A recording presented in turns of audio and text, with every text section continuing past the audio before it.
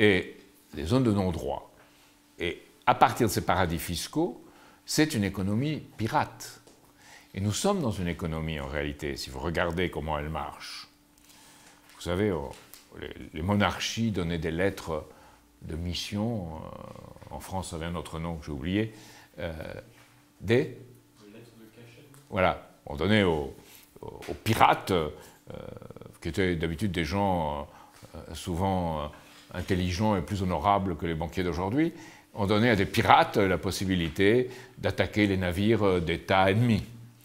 Donc voilà, et les pirates se créaient entre eux des cercles de pirates avec des îles pirates qui correspondaient, comme l'île Bourbon, qui était pratiquement contrôlée par les pirates, l'île de la Réunion aujourd'hui, ou certaines îles dans les Caraïbes, les pirates des Caraïbes, vous avez vu les films là-dessus, qui était un système mais organisé indirectement et tenu par les sponsors de ces pirates, qui étaient des financiers, eux-mêmes associés au gouvernement. Mais c'était les financiers qui peu à peu exerçaient le contrôle et des pirates et des gouvernements. Et lorsqu'un pirate se croyait trop indépendant, ben, on envoyait la flotte et la canonnière et on le pendait haut et court. Quand il se montrait gentil, on le tolérait, il pouvait s'installer dans un château à la fin de sa vie, tranquille, et on lui fichait la paix. Donc on est à peu près dans ce système-là aujourd'hui. Les traders sont les pirates d'aujourd'hui. Et c'est le système que nous avons en place. C'est pour ça que nous l'appelons le féodalisme financier. Et voilà le vrai pouvoir. C'est un pouvoir féodal financier. Alors vous pouvez voir les noms. Hein.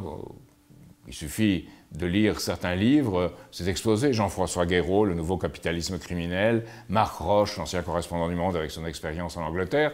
Vous les voyez tous. Lui avait mis son argent, Marc Roche, à la Royal Bank of Scotland. Il le croyait protégé. Et tout à coup, il s'est aperçu qu'on allait lui prendre.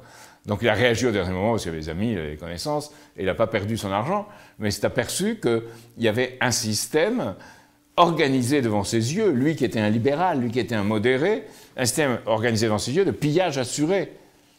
C'est-à-dire tu gagnes, tout l'argent est pour toi, tu perds, on pille tes clients, tes amis, et ceux qui ont confiance en toi.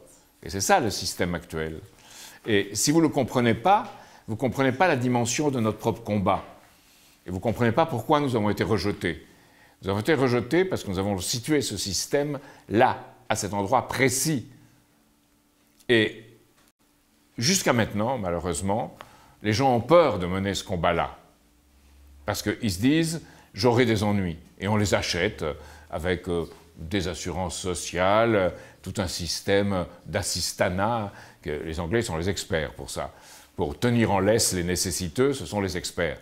Et aujourd'hui, en France, devant nos yeux, on est en train de détruire l'universalité en ce qui concerne le droit du travail, puis ça va se situer au niveau de l'entreprise et plus au niveau général, et l'universalité dans la sécurité sociale. On détruit le principe, et dans les allocations familiales. On détruit le principe d'universalité. C'est très grave, parce qu'à cette universalité dans le social, on substitue l'universalité financière, qui est le règne des faux monnayeurs, l'escroquerie mutuelle assurée.